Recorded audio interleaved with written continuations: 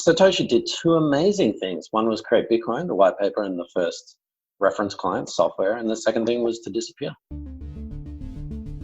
This is Bitcoin Basics Podcast with your host Ferris, that's me, and Gordon from Coin Compass. We're Bitcoin advisors and educators supporting business and individual investors to safely buy, manage, and control their private keys, Bitcoins. This podcast is strictly educational and is not intended to be financial or investment advice. Full disclaimer in the show notes and at the end of this episode. Well, Gordon, it's a good morning here for me, but in your undisclosed location somewhere in Southeast Asia, what time of day is it? Hey man, I keep my OPSEC pretty secure, man. It is early morning, and I mean early morning. So early morning, I'm on coffee. Are you on coffee or are you on booze? I could be on both. The Irish way. Yeah, exactly. Cool. All right, man. Let's get into it. Most people listening to us would already be familiar with Satoshi Nakamoto, the anonymous creator behind Bitcoin. But what is burning Satoshi coins? Let's not get into that one again. So tell me, I keep hearing burning Satoshi's coins. What does that mean? Is it a music festival? Yeah, it could be. Burning Satoshi's coins is, I believe it was the CEO of Paxful that suggested this a couple of months ago.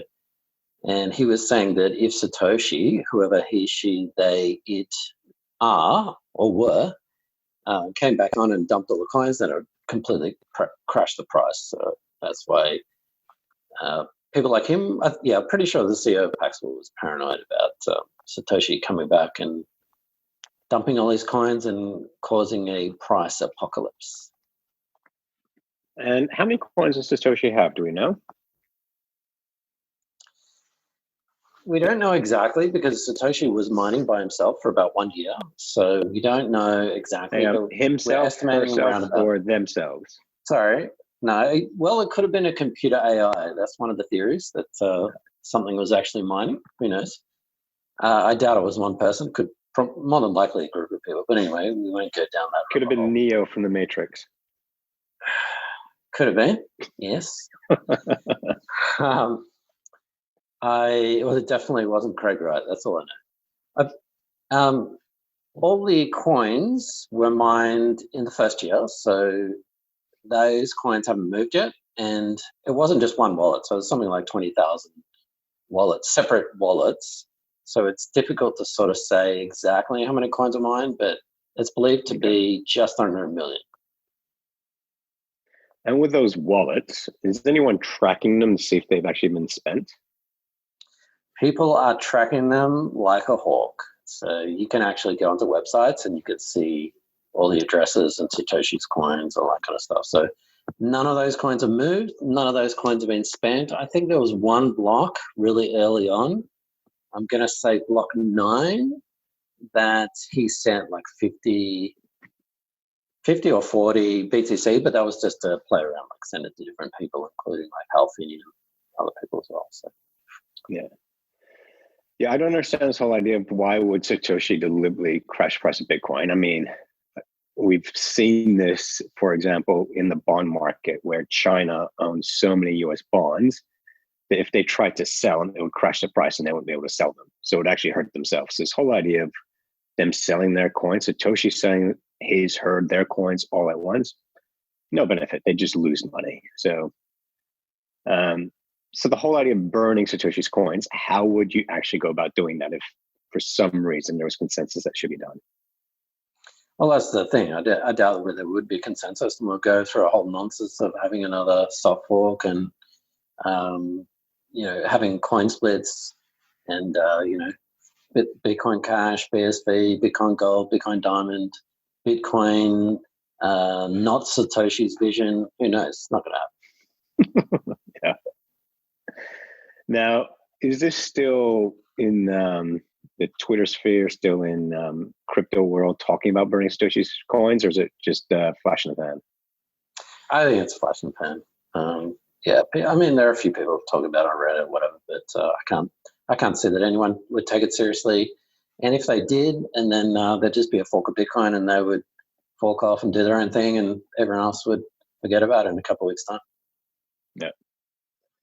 Yeah. So in order to sell their Bitcoins, Satoshi Nakamoto would basically, they'd just have to do it little by little. They'd have to drip it into the system. Otherwise, yeah, that definitely would cause a significant decrease in price when you look at that much supply coming in all at once. So with those 20,000 wallets, and any estimates as to what percentage still remains? Have they sold a large holding, a minor holding? Well, those coins haven't moved. None of them. No. As I said, Even apart from those 50 Bitcoins. Apart from what, sorry? Those, I'm going to say it's block 9. I can double check that, but it was 50 Bitcoins that Satoshi sent to several people. But apart from that, none of the coins have moved. Even when the price went to 20,000 US, nothing sold. Correct. Wow. Well, that tells us Satoshi's vision. Thinks that Bitcoin's going a hell of a lot higher than 20 grand then. Or it tells us that Satoshi's dead. Or he lost access to his private keys. Yes. Should have called Coin Compass. Probably should. Get a cold storage solution. Wow. So much drama in Bitcoin. Yeah. Yeah, I mean, Satoshi, if it is a person, I doubt a group of people is more likely. Yeah. And that's the other thing. There's the money supply and limiting the total supply, but I think it's more significant than that. Like if Satoshi, or if at least, because, for example, even if those coins move, that doesn't necessarily mean that that's Satoshi. It means that's someone who's got access to those coins. So it could be someone who is, in at the early game, and 3 or 4 people who maybe Satoshi passed on the baton to.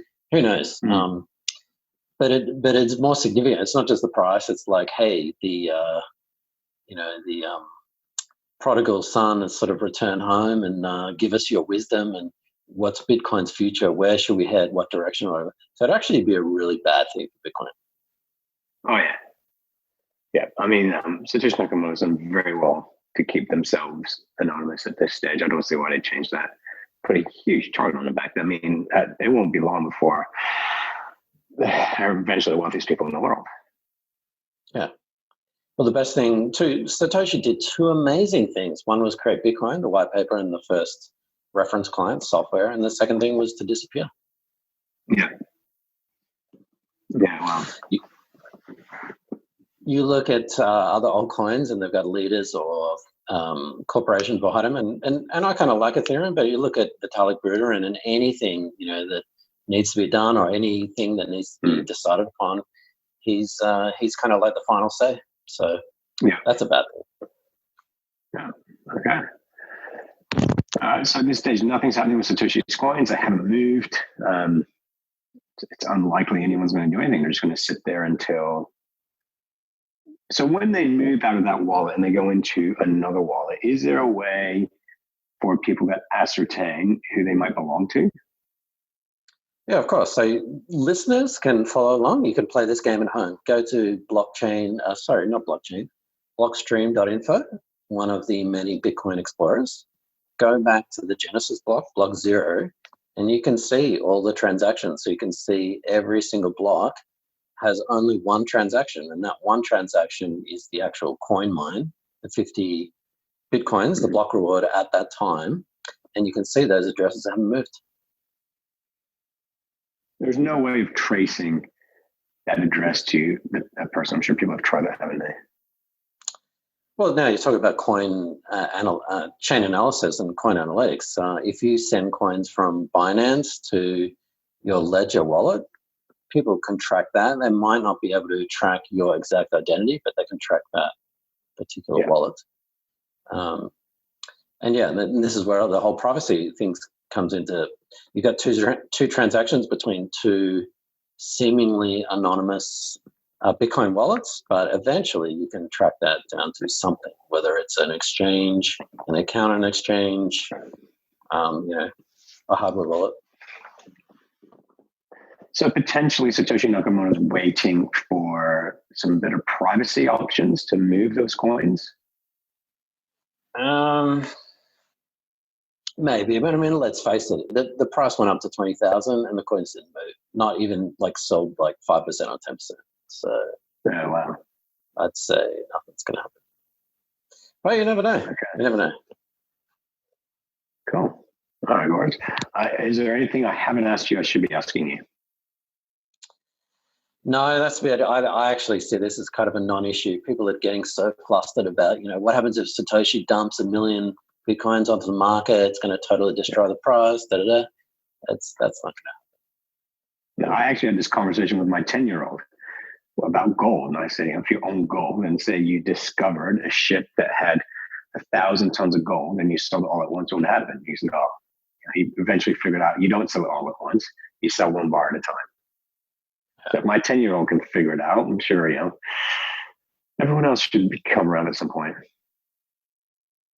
Yeah, to me, it's not the selling of the coins and dumping them on the market isn't really the big story. The big story would be Satoshi's back.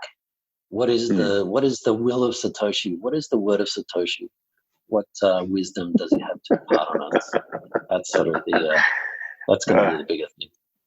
Just what the world needs, another religion. Well, Bitcoin is a religion, and I'll leave it at that. Cool. All right. Thank you, Gordon. Thank you, Ferris. Until next time. Until next time, everyone. See you, everyone. Thanks for watching or listening. Please visit coincompass.com/free to register to our socials and discover other free content.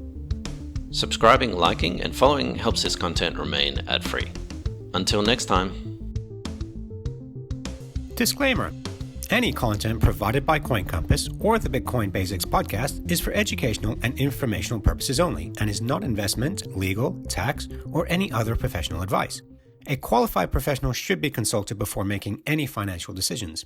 Coin Compass or the Bitcoin Basics podcast will at times recommend certain products, services, and technologies, but these are opinions based upon our own or podcast guests' experience and not endorsements. We take no liability for out-of-date or inaccurate information, software bugs, manufacturing errors, technology misuse, or issues involving third parties. Visit coincompass.com for more information and please contact us.